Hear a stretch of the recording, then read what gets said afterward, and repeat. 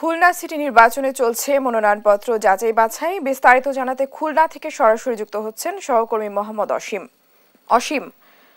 আপনার কাছে জানতে চাইবো, মেয়র পদে এখন পর্যন্ত কতজনের প্রার্থিতা বাতিল করা হয়েছে?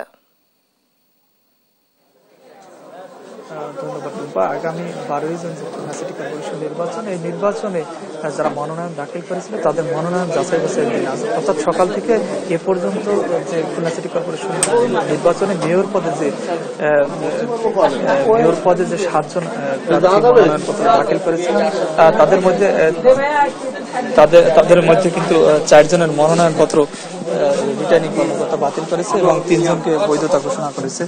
3 জন যে বৈধতা ঘোষণা করেছে তাদের মধ্যে আওয়ামী লীগের প্রার্থী তালুকদার আব্দুল খালেক, জাতীয় পার্টির প্রার্থী শফিকুল ইসলাম মধু ও ইসলামী আন্দোলন আব্দুল আওয়ালের কিন্তু মনোনয়নপত্র বৈধ ঘোষণা করেছেন।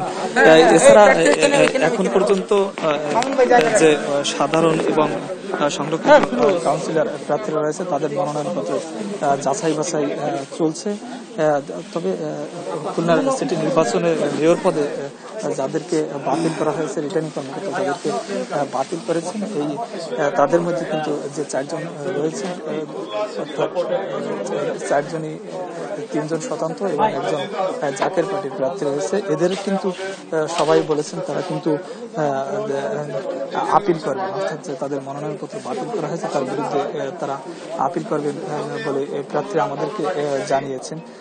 তবে রিটার্নিং কর্মকর্তা আলাউদ্দিনের সাথে আমার কথা হয়েছে, তিনি যেমনটা বলছেন যে আসলে স্পেসিফিক কি কারণগুলোর জন্য তাদের অবৈধ ঘোষণা করা হয়েছে সে বিষয়ে কিন্তু সাংবাদিকদের পরে তিনি ব্রিফ করবেন বলে জানিয়েছেন।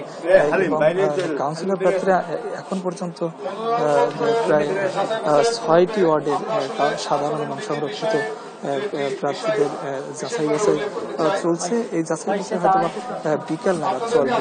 এরপরে আমরা জানাতে পারবো যে কতজন কাউন্সিলর এবং সংরক্ষিত প্রার্থীদের মনোনয়নপত্র বৈধ এবং অবৈধ ঘোষণা করা হয়।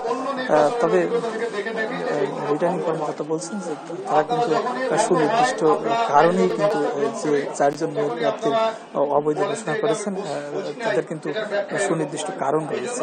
তারা যদি আপিল করে তারা হয়তো পরবর্তীতে সেটি বিবেচনা করে দেখবে। আমার কাছে সব মিলিয়ে এই ছিল খুলনা সিটি কর্পোরেশনের মনোনয়ন যাচাই বাছাইয়ের সর্বশেষ খবর। টুম্পা। অসীম, আপনাকে ধন্যবাদ। দর্শক, খুলনা সিটি কর্পোরেশন নির্বাচনে মনোনয়নপত্র যাচাই বাছাই চলছে সে সম্পর্কে জানাচ্ছিলেন সহকর্মী মোহাম্মদ অসীম।